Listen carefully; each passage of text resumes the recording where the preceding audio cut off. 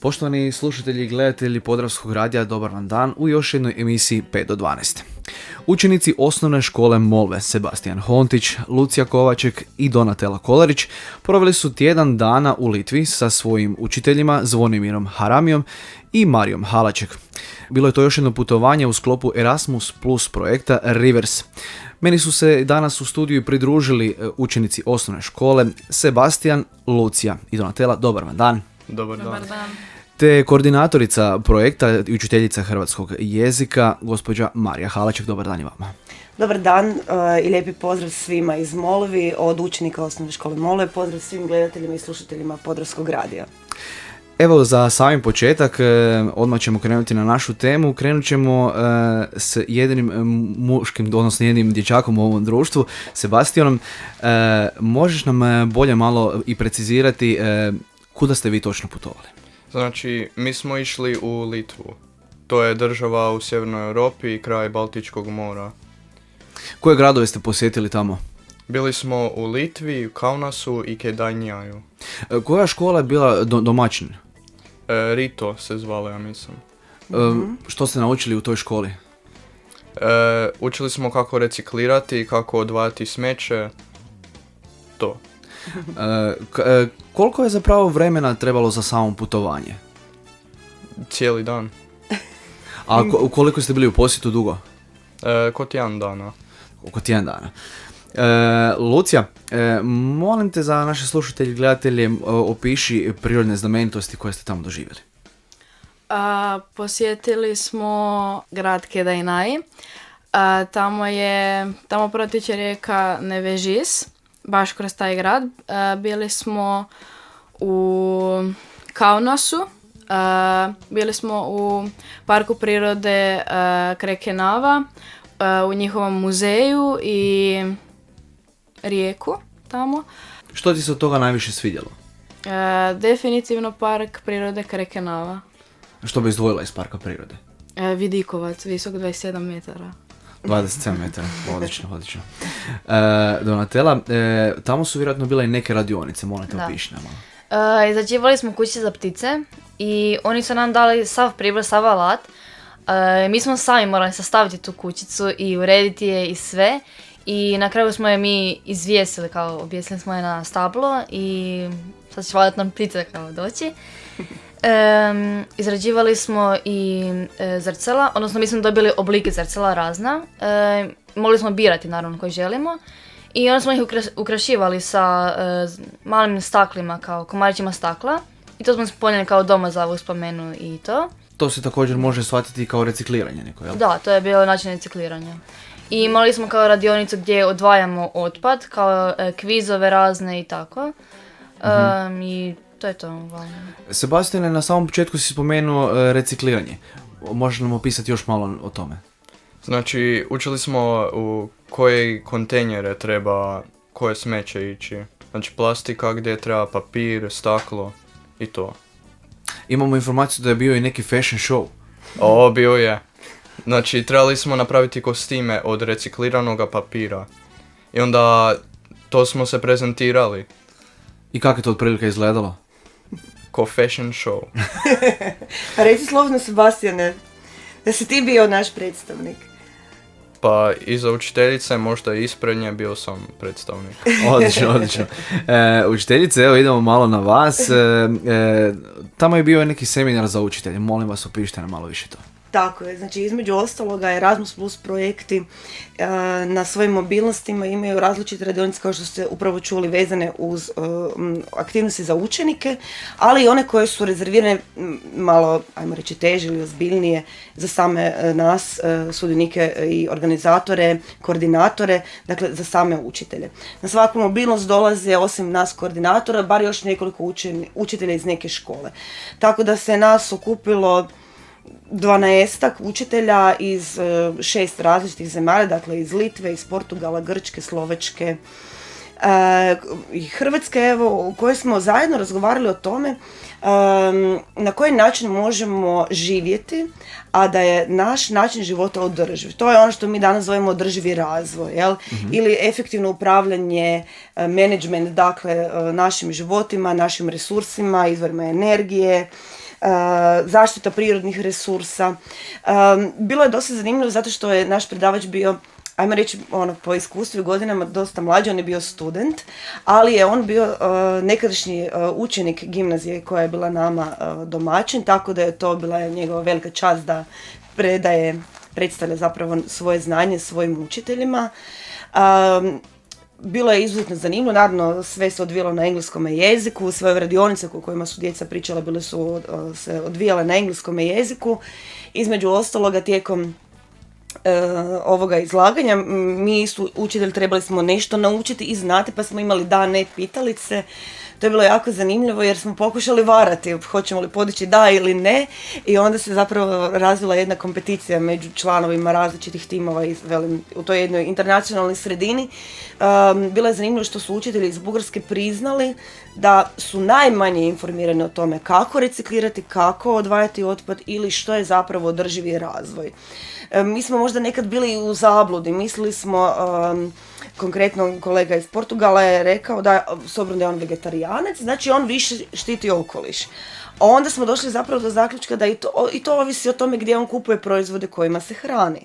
Ako je za proizvodnju te njegove hrane, vegetarijanske, potrošeno puno energije, onda to nije održivi razvoj. Ako je potrošeno manje, onda jest. I tako je to bilo dosta zanimljiva rasprava, ponavljam, internacionalna, u kojoj smo se mi onda učitelji zaista posvijestili da, konkretno evo mi Hrvati, da dosta dobro razlikujemo kako razvrstavati otpad i da možda još nismo na toj razini kao recimo Portugal, koji su doslovce nagrađeni i plaćaju manje, na primjer, odvoz smeća ako su više razvrstavali. Dok recimo kod nas još taj sustav nagrada nije toliko zaživio, možda više kazni, ali s nagradama mislim da još tu malo zaostajemo. Tako da evo moram priznati da smo jako puno naučili. Evo s vaše strane, osim samog seminara, što bi izdvojili iz ove mobilnosti?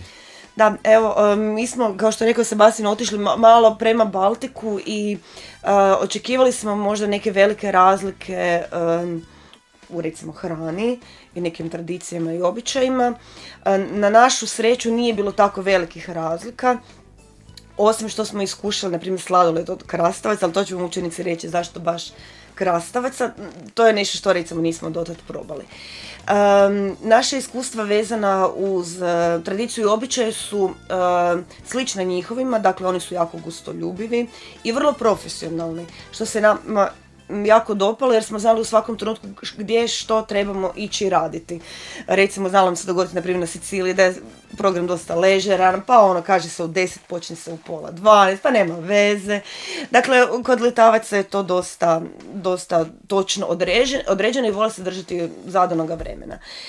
Što se tiče, recimo, uređenosti mjesta, dakle, bili smo i u glavnom gradu Vilniusu i u još ostala 2 grada, primijetili smo da su vrlo čisti, znači pravi europski gradovi, a što se tiče jezika, ta barijera je nepremostiva. Dakle, gotovo da nema riječi osim internacionalizama koje smo razumjeli. Oni kad počinu razgovarati međusobno, mi možemo samo prepustiti se kao da slušaš neku lijepu glazbu i ne znaš o čemu je. To je ono što te u jednom trenutku malo zabrine, pa ne zabrine da se bojiš, nego misliš si kao nešto, znaš nešto si već vidio i čuo, zapravo ne. Mi smo toliko divno različiti da to je recimo jedna velika posebnost, da znači nema nikakve šanse da se vi razumijete s nekim ko priča litavski. To nije slavenski jezik, kao što recimo ruski, bez obzira na tu neku blizinu njihovu, tako da nam je to bila jedna od najvećih izazova, razumjeti što su oni rekli.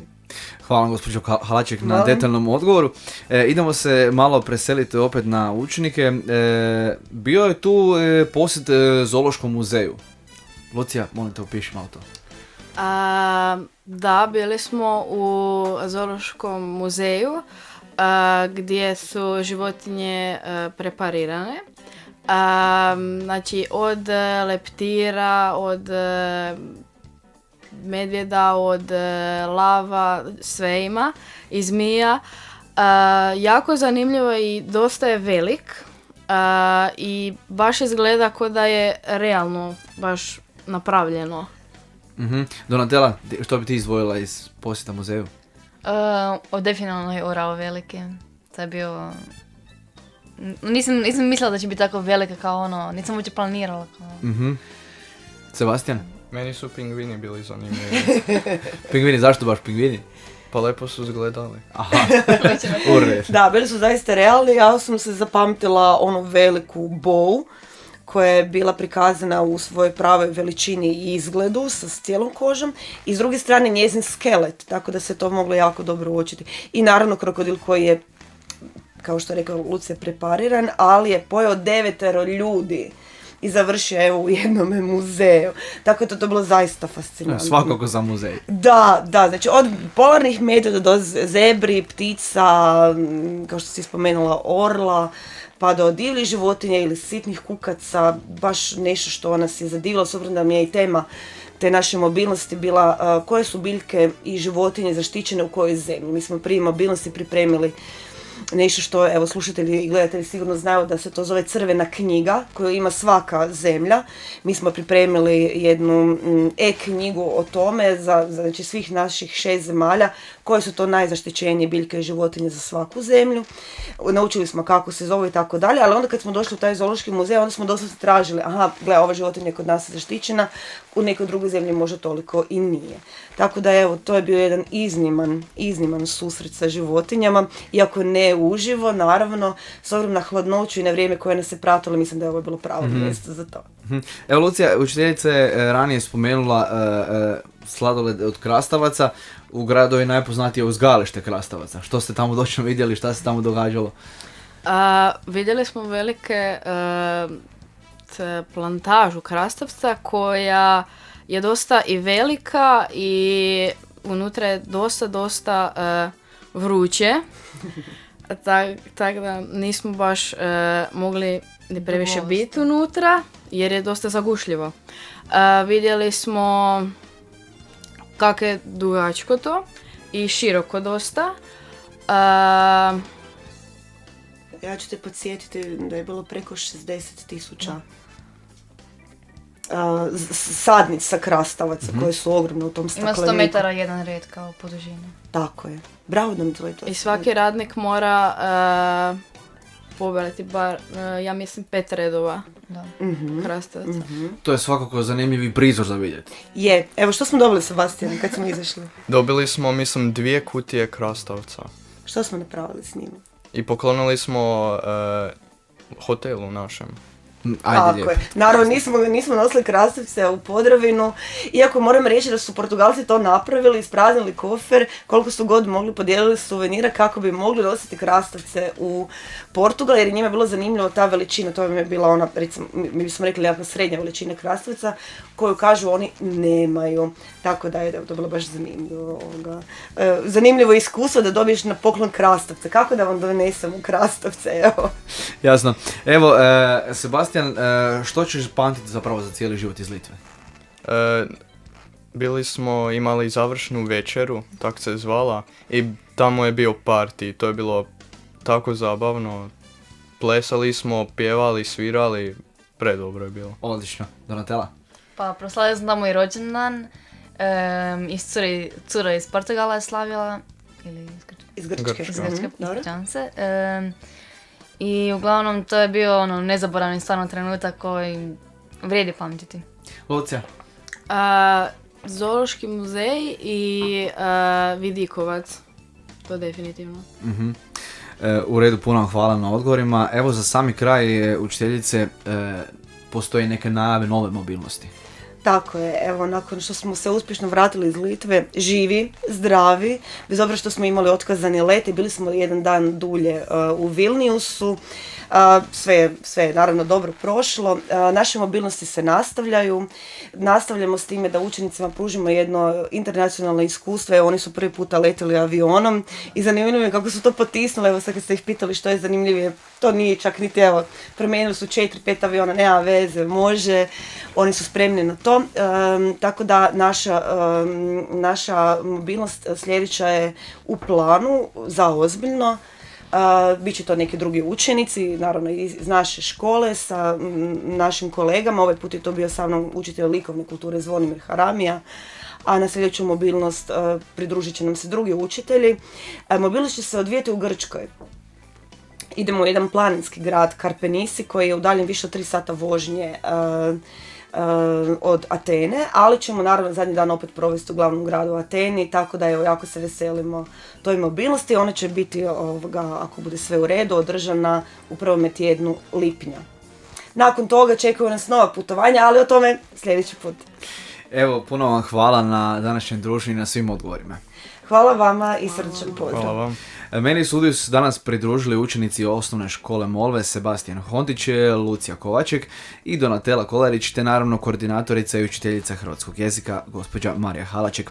Vama, poštovani slušatelji i gledatelji, hvala na pozornosti i do sljedeće emisije. Lijep vam pozdrav. Pozdrav. Pozdrav.